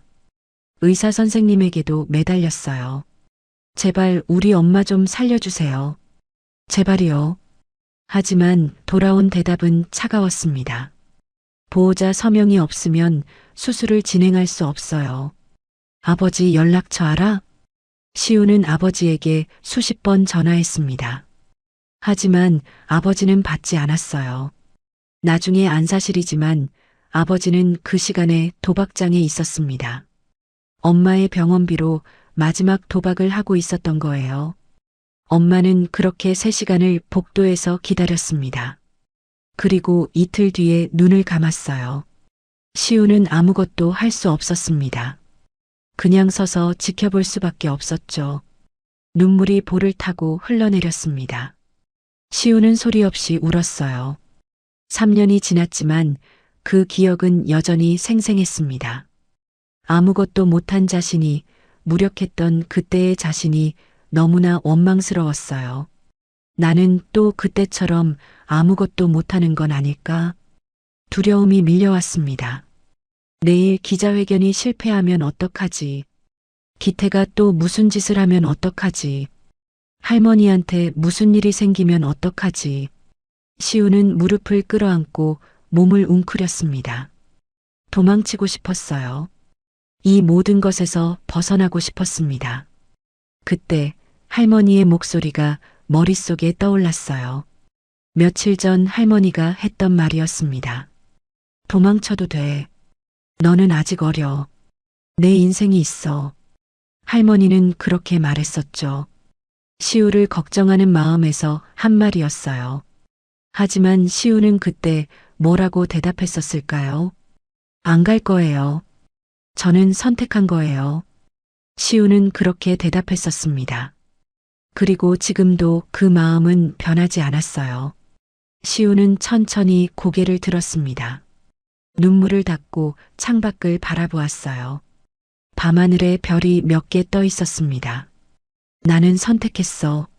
엄마 때는 아무것도 못했지만 이번엔 달라. 시우는 스스로에게 말했습니다. 가족은 피가 아니야. 행동이야. 내가 할머니 곁에 있기로 선택한 거야. 그리고 그 선택에 책임지는 거야. 시우는 일어섰습니다. 주먹을 꽉 쥐었어요. 두려움이 완전히 사라진 건 아니었습니다. 하지만 그 두려움보다 더 큰 무언가가 가슴속에서 타오르고 있었어요. 지키고 싶다는 마음. 할머니를, 그리고 할머니가 지키려는 진실을 지키고 싶다는 마음이었습니다. 시우는 조용히 할머니가 잠든 쪽으로 걸어갔습니다. 할머니는 평온한 얼굴로 잠들어 있었어요. 주름진 얼굴, 하얀 머리카락, 그리고 가슴 위에 올려놓은 두 손. 시우는 할머니의 손을 조심스럽게 잡았습니다. 할머니의 손은 따뜻했어요. 할머니, 내일 꼭 이길 거예요. 약속할게요. 시우는 속으로 그렇게 다짐했습니다. 할머니는 잠결에 시우의 손을 살짝 쥐었어요. 마치 대답하듯이. 시우는 할머니 곁에 앉아 밤을 새웠습니다. 창밖의 어둠이 서서히 걷히고 동쪽 하늘이 붉게 물들기 시작했어요. 새벽이 오고 있었습니다. 그리고 그 새벽과 함께 결전의 날이 밝아오고 있었습니다. 시우는 떠오르는 해를 바라보며 생각했어요. 오늘로 모든 게 결정된다. 이기든 지든 후회 없이 싸우자. 3년 전에는 아무것도 못했지만 오늘은 다릅니다. 오늘의 시우는 더 이상 무력한 아이가 아니었어요. 지키고 싶은 사람이 있고 그 사람을 위해 싸울 수 있는 사람이 되었습니다. 시우는 조용히 일어나 창고 문을 열었습니다. 차가운 아침 공기가 얼굴을 스쳤어요. 하지만 시우의 가슴은 뜨거웠습니다. 오늘 진실을 밝힌다. 시우는 결의에 찬 눈으로 아침 해를 바라보았습니다. 기자회견 당일 아침, 시우는 순떡 할머니를 깨웠습니다. 할머니는 눈을 뜨자마자 시우를 똑바로 바라보았어요. 눈빛이 어느 때보다 맑고 단단했습니다. 오늘이구나. 네, 할머니. 오늘이에요. 두 사람은 아침 준비를 하면서 마지막 점검을 했습니다. 검은 봉지 안의 서류들을 다시 한번 정리했어요. 시우는 서류 하나하나를 꺼내 확인하면서 순덕 할머니에게 물었습니다. 할머니, 이게 정책 변경 서류 맞죠? 그래, 앞에 건 내가 만든 원본이고 뒤에 건 기태가 조작한 거야. 날짜는 같은데 내용이 다르지. 시우는 두 서류를 나란히 놓고 비교했습니다. 분명히 달랐어요. 원본에는 저소득층 무료 진료 프로그램 유지라고 적혀 있었고 조작본에는 단계적 축소라고 수정되어 있었습니다. 도장은 똑같이 김순덕이라는 이름으로 찍혀 있었어요. 이거면 위조를 증명할 수 있어요. 다음으로 기금 흐름 기록을 확인했습니다. 순덕 할머니가 직접 설명해 주었어요. 이 숫자들 봐라. 여기부터 돈이 이상하게 빠져나가기 시작해. 의료기금에서 다른 계좌로 옮겨진 거야.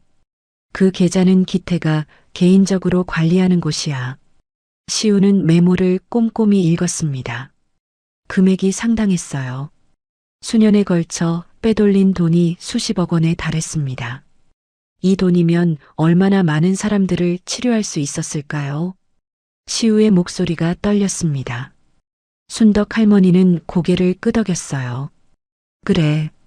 그 돈으로 치료받지 못한 사람들이 있어. 내 어머니처럼. 시우는 주먹을 꽉 쥐었습니다. 엄마의 얼굴이 떠올랐어요. 돈이 없어서 치료를 못 받고 죽어간 엄마. 그런데 그 돈이 사실은 있었던 거예요. 기태가 빼돌리지만 않았어도 엄마는 살 수 있었을지도 모릅니다.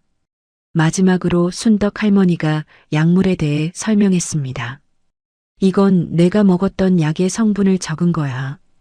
요양원에서 탈출할 때 약봉지를 하나 가져왔거든.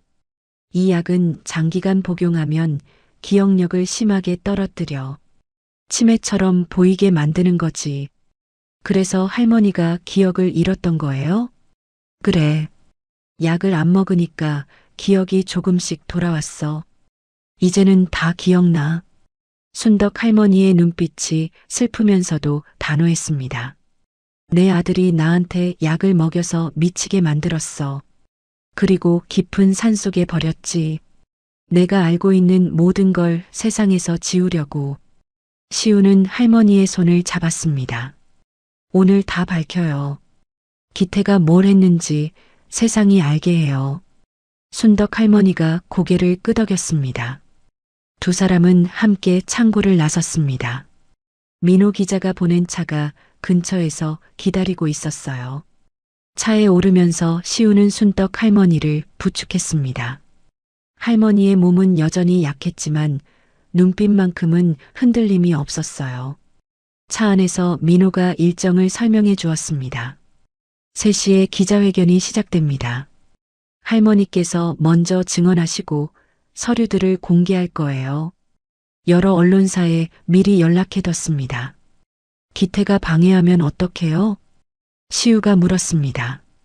민호는 단호하게 대답했어요. 이미 너무 많은 기자들이 알고 있어요. 이제 와서 막으려면 더 큰 스캔들이 될 겁니다. 시우는 창밖을 바라보았습니다. 거리에 사람들이 지나가고 있었어요. 저 사람들은 아직 모르고 있었습니다. 유명한 병원장이 자기 어머니에게 무슨 짓을 했는지, 얼마나 많은 사람들의 돈을 빼돌렸는지. 하지만 오늘 이후로는 모두가 알게 될 거예요. 기자회견장에 도착했습니다. 작은 호텔 회의실이었어요. 안에는 이미 여러 기자들이 자리를 잡고 있었습니다. 카메라가 여러 대 설치되어 있었고 마이크도 준비되어 있었어요. 시우는 순덕 할머니를 연단 앞까지 부축했습니다. 할머니는 의자에 앉으면서 시우의 손을 꼭 쥐었어요. 시우야, 고맙다. 뭐가요? 여기까지 올 수 있게 해줘서. 내가 없었으면 나는 그 산에서 죽었을 거야. 시우는 고개를 저었습니다. 저도 감사해요, 할머니. 할머니가 없었으면 저는 아직도 혼자였을 거예요. 두 사람은 서로를 바라보며 미소 지었습니다. 피가 섞이지 않았지만 그 어떤 가족보다 깊은 유대가 두 사람 사이에 있었어요. 3시가 되었습니다. 민호 기자가 마이크 앞에 섰어요. 지금부터 기자회견을 시작하겠습니다. 오늘 이 자리에서 매우 충격적인 사실이 공개됩니다. 김순덕 여사님의 증언을 들어주시기 바랍니다. 순덕 할머니가 천천히 일어섰습니다. 시우가 마이크를 건네주었어요. 할머니는 떨리는 손으로 마이크를 잡고 기자들을 바라보았습니다. 제 이름은 김순덕입니다. 저는 지금 사회공헌 의료인으로 칭송받는 박기태 병원장의 어머니입니다. 그리고 오늘 제 아들이 저에게 무슨 짓을 했는지 세상에 알리려고 합니다. 회의실이 조용해졌습니다. 모든 기자들의 시선이 순떡 할머니에게 집중되었어요. 진실이 세상에 나오려는 순간이었습니다. 순덕 할머니의 목소리가 기자회견장에 울려 퍼졌습니다. 처음에는 떨리던 목소리가 점점 단단해졌어요. 저는 30년 전 가난한 사람들을 위한 병원을 세웠습니다. 돈이 없어도 치료받을 수 있는 곳을 만들고 싶었어요. 그래서 제 전 재산을 털어 병원을 만들었고 저소득층 무료 진료 프로그램을 시작했습니다. 기자들이 일제히 펜을 들어받아 적기 시작했습니다. 카메라 플래시가 터졌어요. 그리고 저는 어린 아이 하나를 입양했습니다. 버려진 아이였어요. 제 아들로 키웠고 제 모든 것을 물려주려고 했습니다.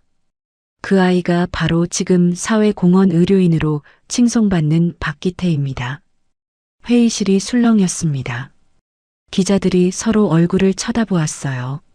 박기태 병원장의 어머니가 직접 아들을 고발하러 나온 거였으니까요. 순덕 할머니는 서류들을 하나씩 들어보였습니다.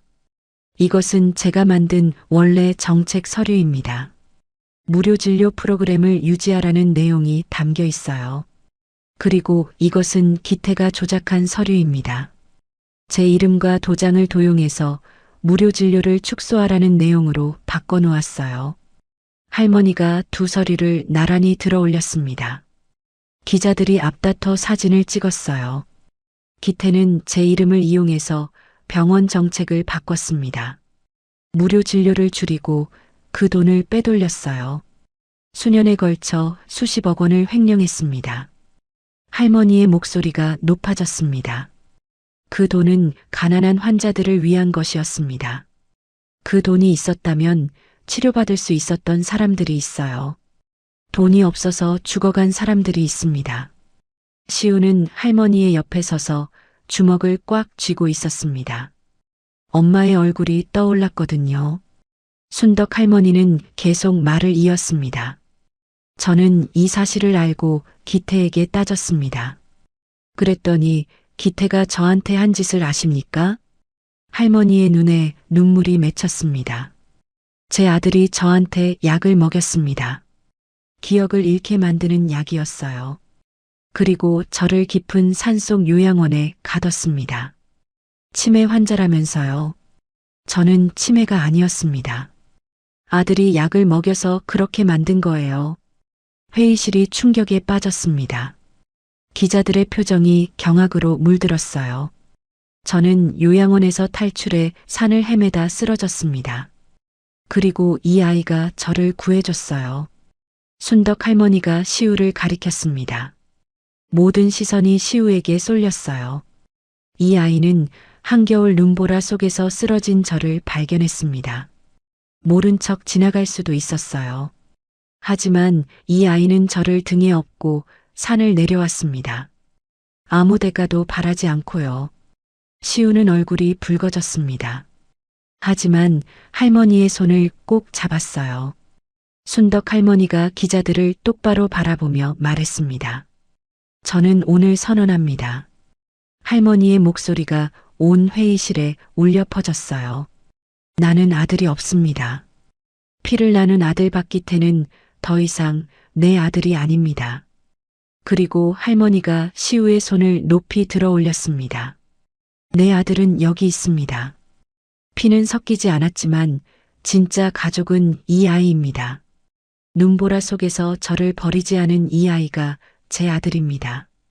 시우의 눈에서 눈물이 흘러내렸습니다. 할머니도 울고 있었어요. 기자회견장 여기저기서 카메라 셔터 소리가 쉴 새 없이 터졌습니다. 그 순간 회의실 문이 벌컥 열렸습니다. 박기태였습니다. 소식을 듣고 달려온 것 같았어요. 얼굴이 새하얗게 질려 있었습니다. 평소에 온화한 미소는 어디에도 없었어요. 어머니, 무슨 짓을 하시는 겁니까? 기태가 연단으로 다가왔습니다. 기자들이 일제히 카메라를 돌렸어요. 기태는 억지로 미소를 지으며 말했습니다. 저희 어머니는 치매를 앓고 계십니다. 지금 하시는 말씀은 사실이 아닙니다. 죄송합니다. 어머니를 모시고 가겠습니다. 순덕 할머니가 한 발 앞으로 나섰습니다. 나는 치매가 아니다, 기태야. 할머니의 목소리는 차분하지만 단호했어요. 내가 내게 먹인 약의 성분도 다 알고 있어. 증거도 있고, 그리고 여기 있는 기자분들과 이 아이가 다 증인이야. 기태의 얼굴이 일그러졌습니다. 더 이상 가면을 유지할 수 없는 것 같았어요. 어머니, 제발. 기태가 할머니의 팔을 잡으려 했습니다. 시우가 앞을 가로막았어요. 손대지 마세요. 시우의 목소리는 떨렸지만 물러서지 않았습니다. 기태가 시우를 노려보았어요.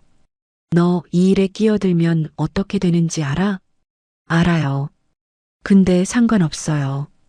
저는 할머니 편이니까요. 기태의 눈이 흔들렸습니다. 기자들이 그 모습을 빠짐없이 카메라에 담았어요. 민호 기자가 앞으로 나섰습니다. 박기태 병원장님, 지금 증거들이 공개되었습니다. 기금 횡령, 서류 위조, 그리고 친어머니 감금 혐의에 대해 해명하실 말씀이 있으십니까? 기태는 대답하지 못했습니다. 입술이 파르르 떨리고 있었어요. 그동안 쌓아올린 사회공헌 의료인의 가면이 완전히 벗겨지는 순간이었습니다.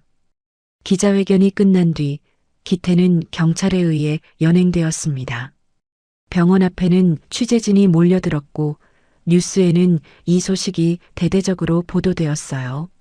시우와 순떡 할머니는 회견장을 나서며 서로의 손을 꼭 잡았습니다. 이겼어요, 할머니. 아니야. 우리가 이긴 거야. 두 사람은 눈물을 글썽이며 웃었습니다. 피가 아닌 선택으로 맺어진 가족이 피로 맺어졌지만 배신한 가족을 이긴 순간이었어요. 1년이 흘렀습니다. 기태는 기금 횡령, 서류 위조, 불법 감금 등 여러 혐의로 재판을 받았고 결국 징역 15년을 선고받았습니다. 사회공헌 의료인이라는 가면은 완전히 벗겨졌고 한때 그를 칭송하던 사람들은 모두 등을 돌렸어요. 순덕 할머니는 병원 이사장 자리에 복귀했습니다. 건강이 완전히 회복된 건 아니었지만 할머니는 자신이 세운 병원을 원래의 모습으로 되돌리겠다는 의지로 다시 일어섰어요. 가장 먼저 한 일은 저소득층 무료 진료 프로그램을 부활시키는 것이었습니다. 기태가 축소했던 프로그램을 다시 확대하고 오히려 더 많은 사람들이 혜택을 받을 수 있도록 바꿨어요. 돈이 없어서 치료받지 못하는 사람이 없어야 해요. 그게 내가 처음 이 병원을 세운 이유니까. 할머니는 그렇게 말하며 직접 병원 곳곳을 돌아다녔습니다. 환자들의 손을 잡아주고 직원들과 이야기를 나누고 하루하루를 바쁘게 보냈어요. 시우도 많이 변했습니다. 더 이상 혼자가 아니었거든요. 순덕 할머니는 시우를 공식적으로 후원하기 시작했습니다. 학비를 지원해 주었고 시우가 원하는 공부를 할 수 있도록 도와주었어요. 시우는 검정고시를 통과한 뒤 의료 관련 공부를 시작했습니다. 왜 의료 쪽을 선택했냐고요? 시우는 이렇게 대답했어요. 할머니가 가르쳐 주셨거든요. 사람이 아플 때 가장 필요한 건 누군가 곁에 있다는 느낌이라고. 저도 그런 사람이 되고 싶어요. 어느 따뜻한 봄날 오후 시우와 순떡 할머니는 함께 산책을 나갔습니다. 병원 뒤편에 있는 작은 정원이었어요. 벚꽃이 흩날리고 있었고 햇살이 따사롭게 내리쬐고 있었습니다. 두 사람은 나란히 벤치에 앉았습니다. 1년 전 그 눈보라 치던 밤과는 완전히 다른 풍경이었어요. 시우야. 순덕 할머니가 시우를 불렀습니다. 네, 할머니. 그때 그 봉지 기억나? 시우는 고개를 끄덕였습니다. 검은 봉지. 할머니가 목숨처럼 붙들고 있던 그 봉지요.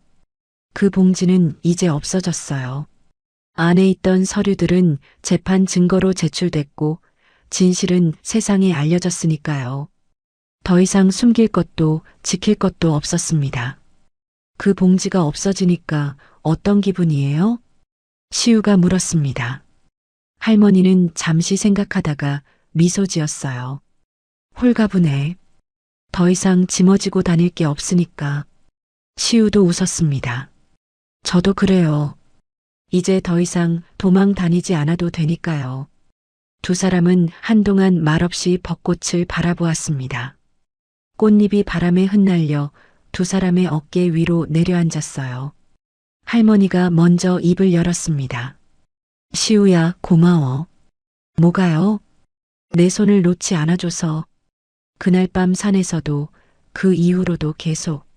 시우는 할머니를 바라보았습니다. 할머니의 눈가에 눈물이 맺혀 있었어요. 시우도 눈시울이 붉어졌습니다. 저야말로 고마워요, 할머니. 할머니가 없었으면 저는 아직도 혼자였을 거예요. 누구도 믿지 못하고 누구에게도 기대지 못하고. 시우의 목소리가 떨렸습니다. 할머니가 저한테 가르쳐 줬어요. 가족은 피가 아니라 선택이라는 거. 누군가를 지키겠다고 선택하면 그게 가족이라는 거. 순덕 할머니가 시우의 손을 잡았습니다. 1년 전 그 눈보라 속에서 시우의 옷자락을 붙잡았던 바로 그 손이었어요. 하지만 이제는 차갑지 않았습니다. 따뜻했어요. 우리 가족이야, 시우야. 네, 할머니.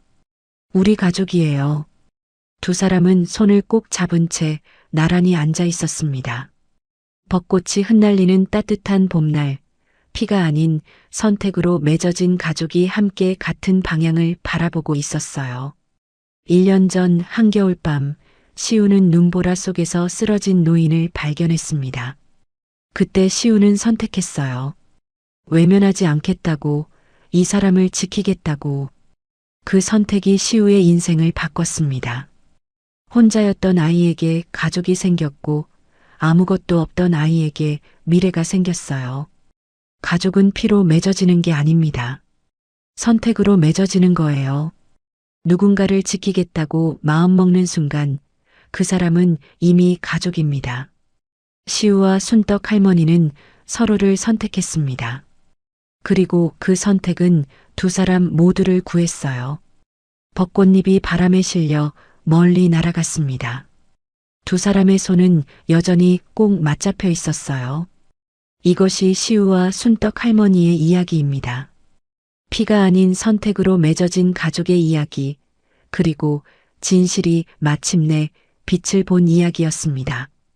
여러분, 오늘 이야기 어떠셨나요? 피를 나눈 아들에게 배신당하고 깊은 산속에 버려진 할머니, 그리고 아무 데가 없이 그 할머니를 구하고 끝까지 지켜낸 17살 소년. 이 두 사람의 이야기가 우리에게 전하는 메시지는 분명합니다. 가족은 피로 맺어지는 게 아닙니다. 선택으로 맺어지는 거예요. 세상에는 피를 나눴어도 등 돌리는 사람이 있고 남남이어도 끝까지 손 잡아주는 사람이 있습니다.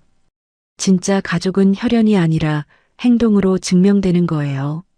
힘들 때 곁에 있어주는 사람, 어려울 때 손 내밀어주는 사람, 그 사람이 바로 진짜 가족입니다. 인생을 살다 보면 예상치 못한 곳에서 귀인을 만나기도 하고 믿었던 사람에게 상처받기도 합니다. 하지만 포기하지 마세요. 진심은 반드시 통하고 좋은 인연은 반드시 찾아옵니다. 혹시 지금 여러분 곁에 피는 안 섞였지만 가족처럼 소중한 사람이 있으신가요? 아니면 손 내밀어주고 싶은 누군가가 떠오르시나요? 댓글로 여러분의 이야기를 들려주세요. 여러분의 소중한 인연 이야기를 기다리겠습니다. 이 이야기가 마음에 와닿으셨다면 좋아요와 구독 부탁드립니다. 다음에도 가슴 따뜻한 이야기로 찾아뵙겠습니다. 감사합니다.